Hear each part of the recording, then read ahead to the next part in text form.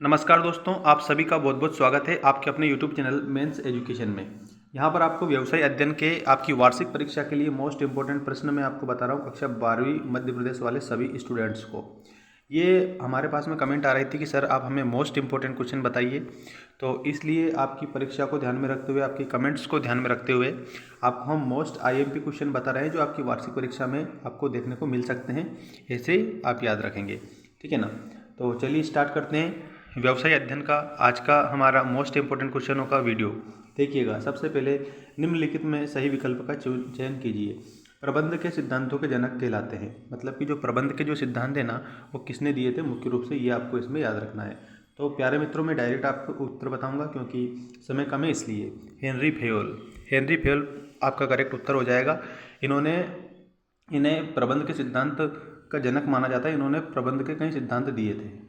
नियोजन भविष्य को पकड़ने के लिए बनाया गया पिंजरा है। This is most important question for you. नियोजन भविष्य को पकड़ने के लिए बनाया गया पिंजरा है, किसने कहा था? तो यहाँ पर आपको याद रखना है, एलन ने कहा था, ठीक है, एलन ने कहा था, ठीक है।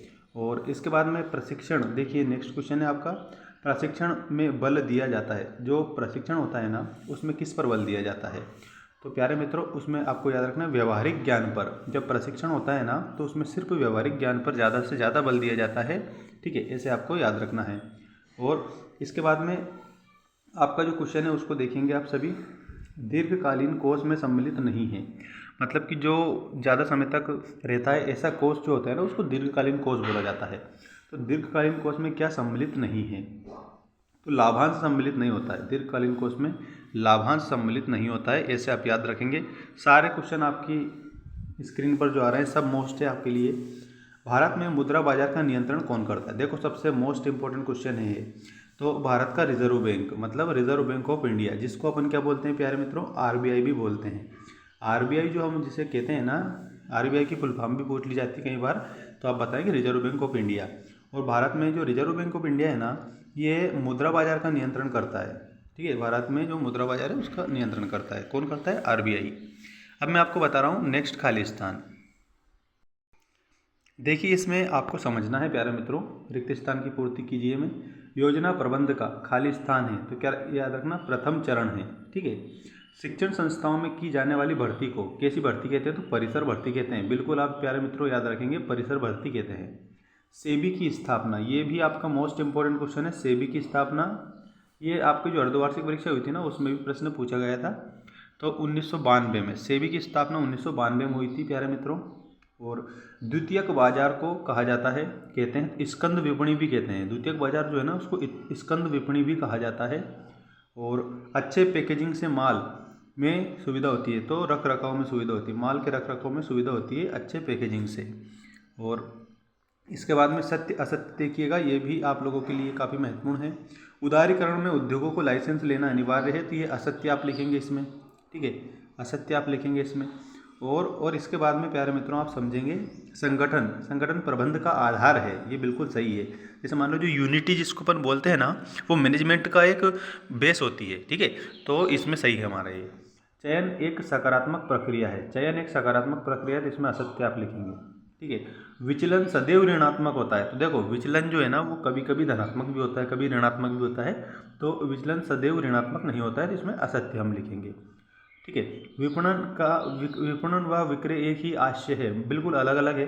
विपणन अलग है और उसके बाद विक्रय अलग है, तो इसमें हम असत्य लिखेंगे, ठीक है।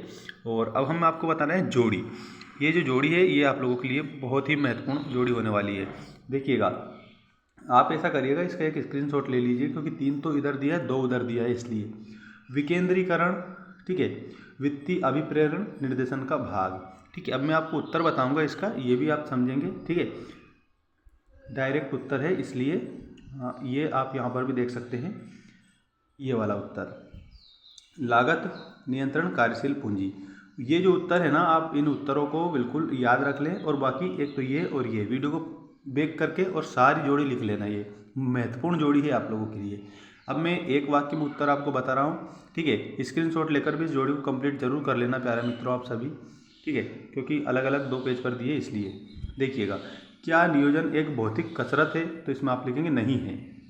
चयन प्रक्रिया का अंतिम चरण क्या है? तो चयन प्रक्रिया का अंतिम चरण होता है कार्य पर नियुक्ति।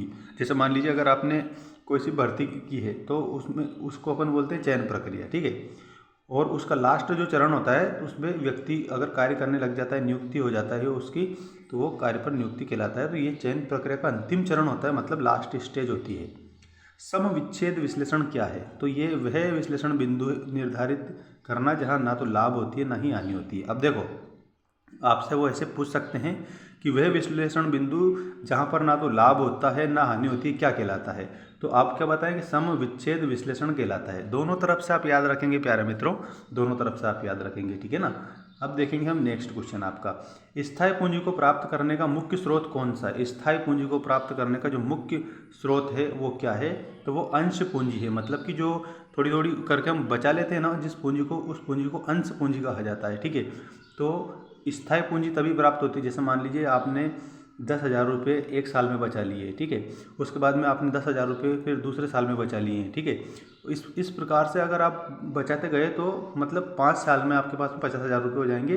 अब ये क्या है? ये अंश पूंजी है जिसमें आपने कुछ ना कुछ बचत कर ली मेन जो पूंजी होती है उसमें से, ठीक है।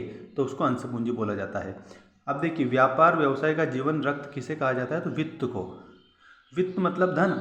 व्यापार व्यवसाय का जो जीवन रखते हैं ना वो वित्त को ही कहा जाता है, धन को ही कहा जाता है, ठीक है।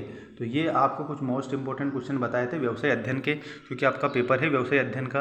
और कमेंट भी आ रही थी सर मोस्ट बताइए, ठीक है। तो प्यारे मित्रों, मैंने आपको जो आपके सिलेबस पर आधारित मोस्ट क्वेश्चन है वो बता दिए हैं। मिलते हैं नेक्स्ट वीडियो में। चैनल को सब्सक्राइब कर लेना और टेलीग्राम की लिंक मैंने दे दी है डिस्क्रिप्शन में, उसको भी आप ज्वाइन कर सकते हैं ताकि आपको वहाँ पर भी अपडेट मिलती रहे। धन्यवाद। जय हिंद, जय भारत।